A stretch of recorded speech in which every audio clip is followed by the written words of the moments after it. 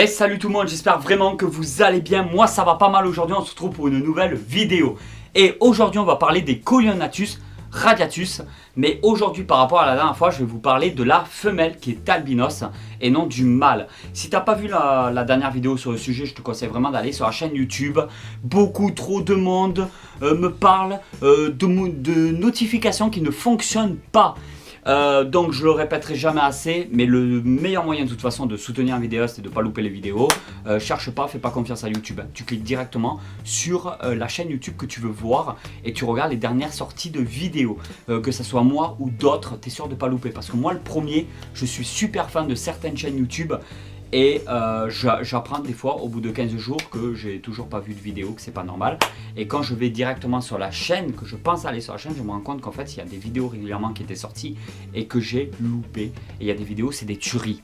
Donc n'hésite pas à aller directement sur la chaîne YouTube, cliquer dessus et voir un petit peu toutes les sorties de vidéos. Allez, c'est parti. Et aujourd'hui on va essayer de manipuler une des plus grosses mordeuses de mon élevage, Coilionatus radiatus femelle. Allez, c'est parti.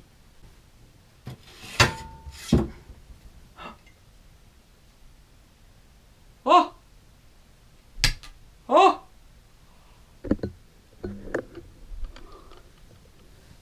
Peau du con.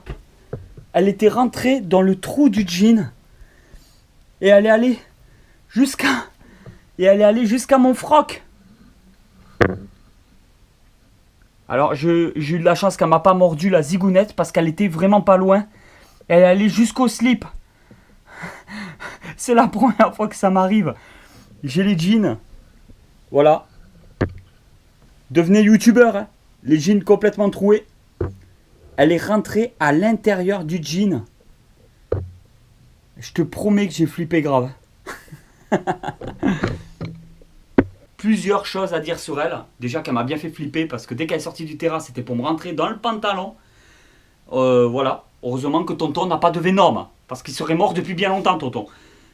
Elle a soufflé un petit peu, mais je crois que tu l'as pas entendu. Le truc, c'est que là, elle commence sérieusement à ternir. Je pense que d'ici une semaine, elle va me faire une magnifique petite mue.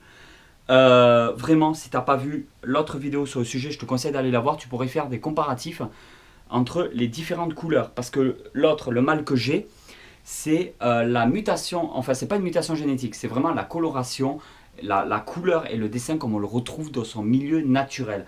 Et là nous avons une albinos un peu terne, normalement elle est jaune, vraiment jaune poussin, jaune citron quoi. Mais là on voit qu'elle a bien terni, donc je pense qu'elle est tout simplement, c'est même pas je pense, je suis sûr qu'elle est en période de mue. Elle va pas tarder, voilà, donc manipulation, voilà, j'ai décidé de tourner une vidéo aujourd'hui, tu comprends bien que j'ai dit, bah tant pis, elle fera avec, alors je te la montre. Niveau taille, je pense qu'elle est plus ou moins comme le mâle, elle est peut-être un peu plus fine que le mâle, l'âge c'est exactement le même, elle est très nerveuse, là je suis étonné qu'elle n'a pas du tout essayé de me mordre, elle est plutôt cool aujourd'hui, d'habitude à peine on ouvre le terrain, et ben elle cherche à mordre. Aujourd'hui, j'ai ouvert le terrain, elle est rentrée directement dans mon pantalon pour me rentrer jusqu'au froc. Putain, ça... Ouh, j'en ai eu des frissons, quoi. Donc, c'était pour te la montrer. Une albinos. Une albinos, c'est pas une mutation génétique qui a été inventée par l'homme. C'est une mutation génétique très rare, mais naturelle, qu'on peut retrouver aussi, du coup, dans son milieu naturel. Pour avoir une albinos...